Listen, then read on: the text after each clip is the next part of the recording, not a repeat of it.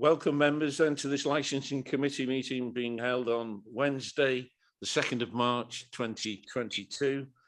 This meeting is being webcast with the exception of any business that the council resolves to exclude the press and public because of the likely disclosure of exempt information as defined in the Local Government Act 1972.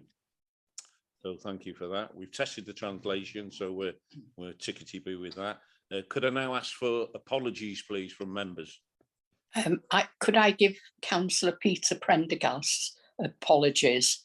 Unfortunately, he has a hospital appointment, Chair. Yeah, thank you, Councillor Butterfield. No other apologies, then we'll move to Chair. Yeah, we've got Councillors Melvin Mile and Hugh Irving. Apologies. Thank you. Those have been recorded then. We'll now move to declarations of interest, and I'll ask Denbighshire Officer Tim Dillon to run through that. Good morning, members. In relation to declaration of interest, members will be aware of the requirement under the Council's Code of Conduct to declare any personal or prejudicial interest in respect of any business to be considered at today's meeting. Such interest should be declared now or as soon as the councillor affected becomes aware that they have a personal or prejudicial interest in today's business. All members declaring an interest are required to state clearly what the interest is and to advise whether it is a personal interest or a personal and prejudicial interest as defined in the Code of Conduct. Any member declaring an interest, a prejudicial interest, is required to leave the meeting for the duration of the business and can take no part in the proceedings. Members with a personal interest only may take part in the debate and any votes.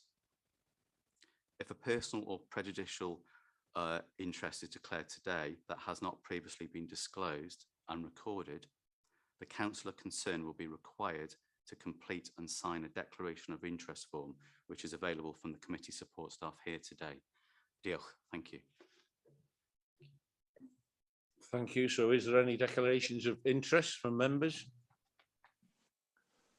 Take that as a no. Yeah, sorry. Sorry, yes. Sorry, Councillor Hugh Williams. Yeah, the taxi driver in front of us, is it Justin Harvey? His company picked my son up from school a few years ago, so it's not a personal interest, it's just, I just wanted to declare it. Okay, thank you. Then, so we'll move on to the minutes of the previous meeting held on the 15th of September 2021. For clarity, they are on pages 9, 10, 11 and 12. So are there any matters? Well, have we got a proposer for those minutes, please? True and accurate record. I'll propose them, Ryan. Thank you. So we've got Peter Scott and Councillor Mervyn Parry as a true record. Is there any matters arising from them minutes? Excuse me, please, Chair. On my pack here, minutes of the previous meeting, it says on the 8th of December. On the 8th of December. Yeah, bear with me. All I can say is I'm reading the 15th of September. I don't know if any of the officers can help us out with that one. That were the minutes from the previous meeting, Chair. The minutes we're reading are from the 8th of December. We read the minutes from the 15th of December prior to that and said they were correct. So the minutes are in it. Sorry, the minutes.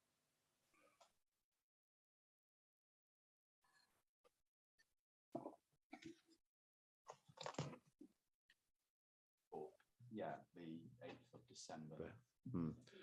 Okay, well, thanks for pointing that out, Councillor Ara Roberts. You are correct, and I am incorrect, so not a problem in admitting that. So we've got that recorded here now, so we're happy with that, I believe, here in the chamber. So we're now asking then that those minutes of the 8th of December, sorry, a true and proper record. That's what I'm asking for. So will Councillor Scott? Yeah, still propose that, Chair. And I'll second. Oh, thank you, Councillor Harold Roberts. So is there any other matters arising from that then, members?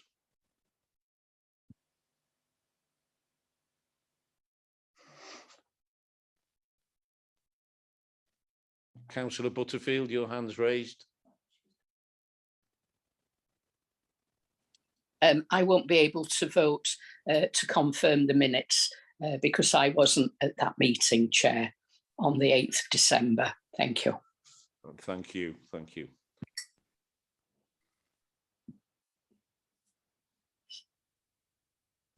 So there's no dissenting voices that we can hear. So we'll take that as passed as a true record. Thank you. So next item is item 5, and this is a review of the current tariff charges for Hackney carriage vehicles. I'd like to call on Denbighshire Officer Ian Millington to run through this summary and report. Councillor Millington, I'm sorry, Officer Millington.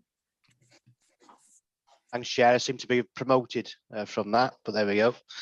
Apologies, members, for not being there in person today. I'm halfway through my COVID isolation with the cross on the door to prevent people coming in from there. So apologies for that. So purpose of this report is to review the current tariff charges for Hackney carriage vehicles, commonly known as taxis. Following a request by a number of licensed drivers to review the current charges, officers have drafted proposals for further consideration, and our power to do so is in the Local Government Miscellaneous Provisions Act. Under that Act, the council is allowed to fix the rates of fares within the county in connection with the hire of a vehicle. And 2 options were put forward to us by licensed drivers. Proposal 1 being a £3.50 start and a £2.50 per mile, and a tariff 2 to start at 11 PM until 7 AM. Proposal 2, roughly the same, but to include a surcharge for passengers of more than 4 passengers, and a tariff, Sundays to be permanently tariff 2 all day. And a further supplement in proposal 2 was to ask that tariff 2 start at 6 PM on a Friday and Saturday, so as to encourage sufficient drivers to meet customer demand at that time.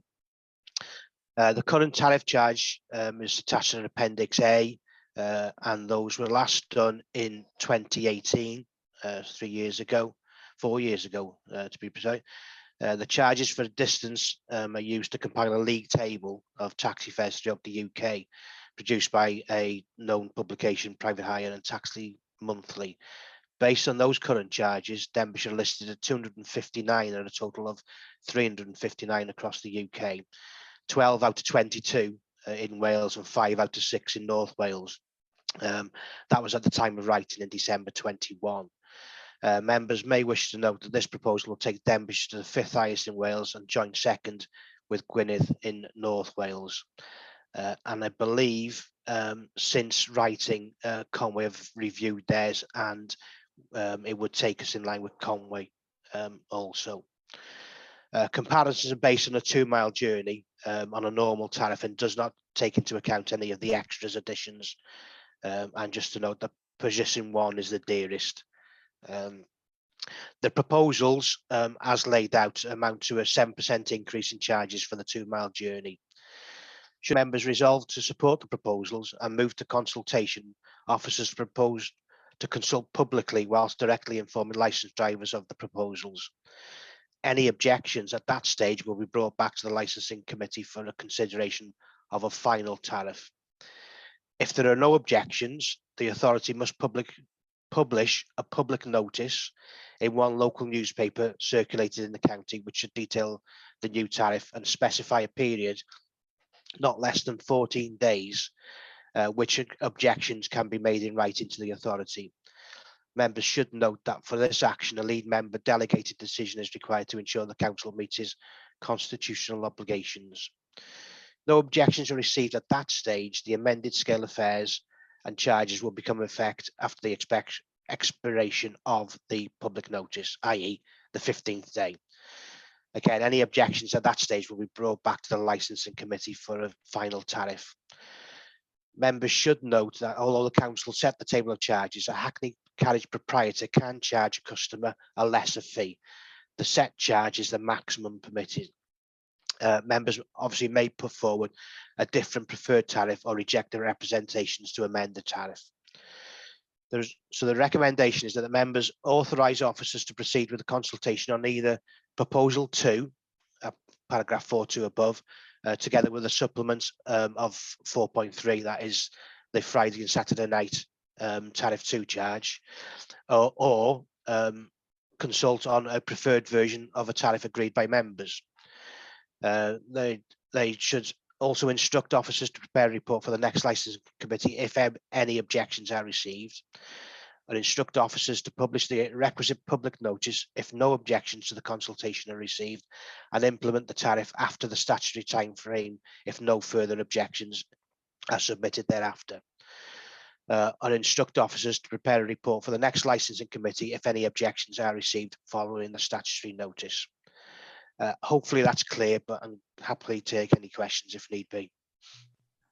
Thank you, Officer Millington, for running through that. That was all pretty clear from this end. First hand I can see is Councillor Arwell Roberts. Diolch Cadeirydd. Thank you, Chair. I haven't got anything against this, but is this going to have an impact on residents who depend on taxis to go from place to place and aren't able to drive?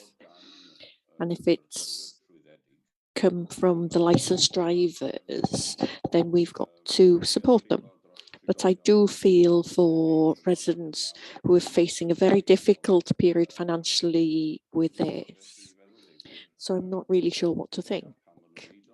I understand why it's being done. Everybody needs to live. What advantage is this to us as councillors in Denbighshire County Council? What's the advantage to Denbighshire County Council, please? Can I ask Ian Millington to respond to that, please? Thank you. You're right. It will affect residents, and it'll affect anybody that wants to use a taxi, licensed taxi.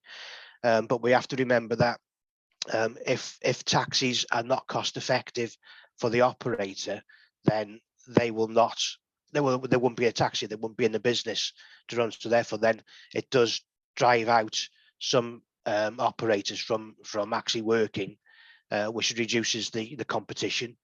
We have to remember that the table of charges will be the maximum that a taxi driver can charge. There can be some agreements, to charge a lesser fee if so desired. But I think it's more of a case of enabling a business to operate cost effectively. If they can't afford the fuel that's going in there, as a simple example, then they just won't run. That reduces the taxi fleet available, which may well drive up competition, but it may well push it outside. I think a lot of it will go to public consultation as well, so that there's public opinion to come into it.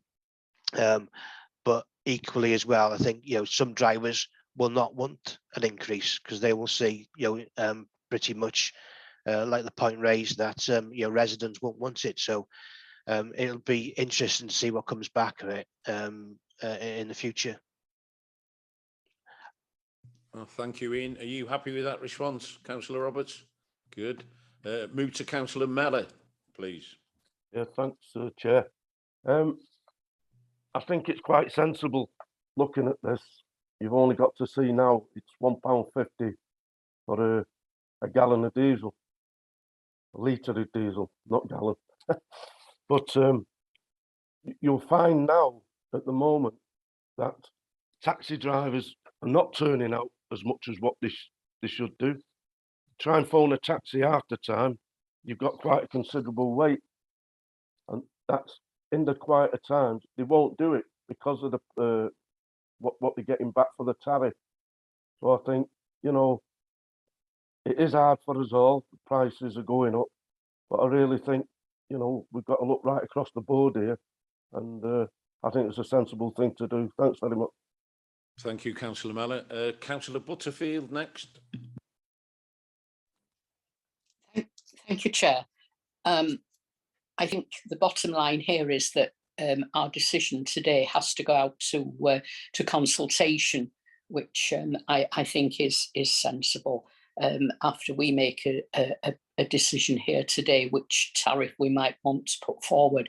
I want to speak on the amendment, and I do think the amendment is a reasonable request to keep the numbers up of the taxi drivers, to keep up with demand, because if we don't, we do see disharmony and disruption within the town centre when there are problems with taxis, and we would encourage the drivers to come in and meet the demands at the weekend. So I do think the amendment to the proposal is a reasonable request, and I'm speaking also as a taxi user.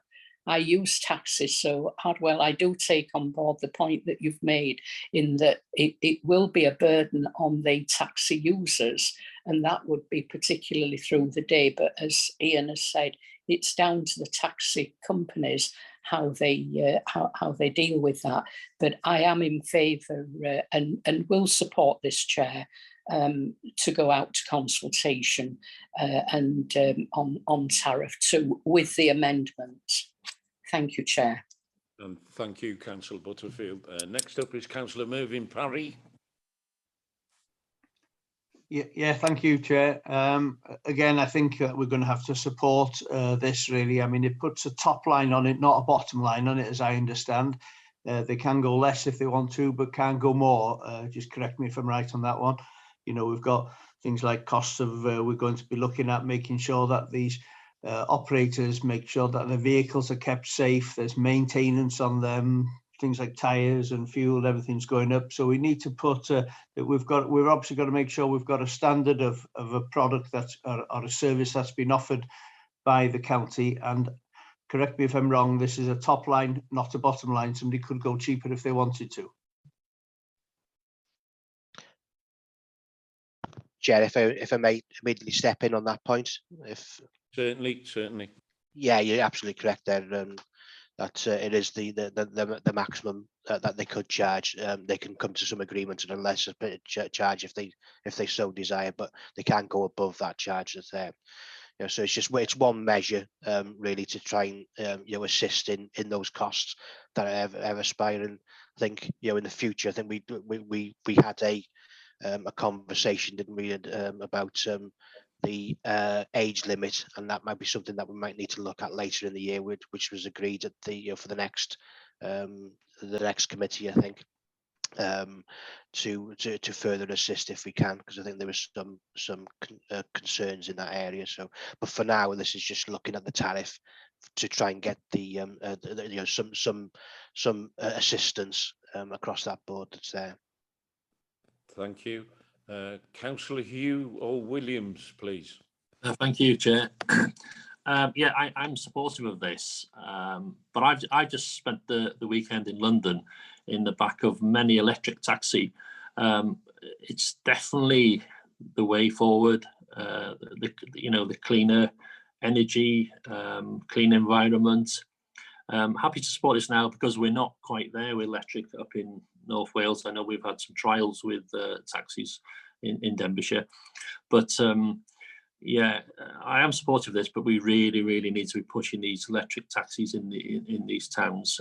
It's something what we've got to do. It fits our corporate stance in Denbighshire, and yeah, happy to support this now, but we really need to push this electric vehicles. Thank you, Chair. Thank you. And as a little back comment to that, the EV charging, the use of taxis. I believe in the next council term, you will see that roll out even further, because financial support will come from higher up beyond the boundaries of Denbighshire. There's no more hands up on this item that I can see. So we could move to the recommendation, which is at 6.1. Would you like me to read the whole recommendation out for clarity? Yeah. Or I'll pass to Tim Dillon. He'll read the recommendation out just for clarity. Well done, Tim. Okay, thank you, Chair. To assist you, so members, yeah, on page 15 of the papers, 6.1 are the recommendations from Ian Millington. 6.1. So members, I think the easiest way to deal with this is to deal with all four at the same time. So if we could have a proposal. Well, sorry, first of all, is everybody, members, content with proposal 2? The first bullet point. If you look at the first bullet point, so authorise officers, that members authorise officers to proceed with consultation on either proposal 2 at paragraph 4.2 together with the supplement at paragraph 4.3. So I suppose that needs to be clarified. If we could have a proposal, please, for that. We've got Councillor Hugh Williams, and there was a raft of other. Councillor Aaron Roberts is seconding, I think, at the moment. Thank you for the other members that put your hands up. So in relation to bullet points recommendation 1, unless there are any dissenting voices, that recommendation is passed. Then in relation to the final 3 bullet points, I think it will be better to pull them together. So can we have a proposal to go with the officer recommendation in relation to the second, third and fourth bullet point, please? Councillor Hugh Williams again has proposed. Have we got a seconder? Councillor Barry Mellor. Thank you. Thank you. They're all passed. So bullet points are passed. Thank you. Thank you, members. We'll now move to item 6, which is the forward work programme, and I'll ask the officer Nikki to run us through the forward work programme. Thank you. Thank you, Chair. The purpose of this report is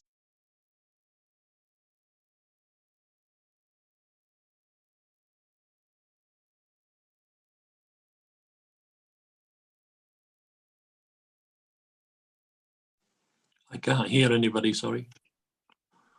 Yeah, just a slight technical. You will be back. Sorry, Chair. Is that better? No, we have an echo somewhere, Nikki. We have. Yeah. Is that better? That's better, yeah. Thank you. Right. The purpose of this report is to advise members of the priorities of the licensing section together with an update of the agreed work programme for the licensing committee for this year. Members may recall that at the last meeting in December 2021, officers presented an updated work programme which was approved.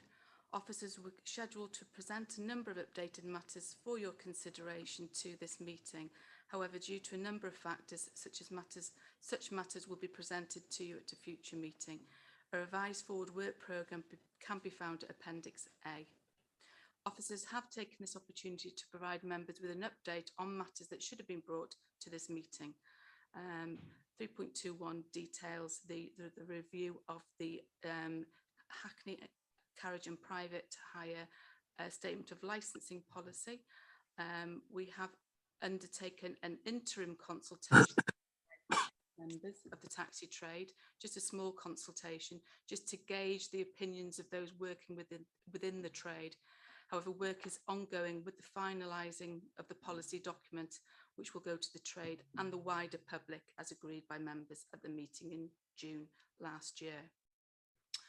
The review of the Statement of Principles for the Gambling Act, that this is taking place collectively with the North Wales authorities, and once the review has been completed, we'll be in a position to produce the proposed review to members.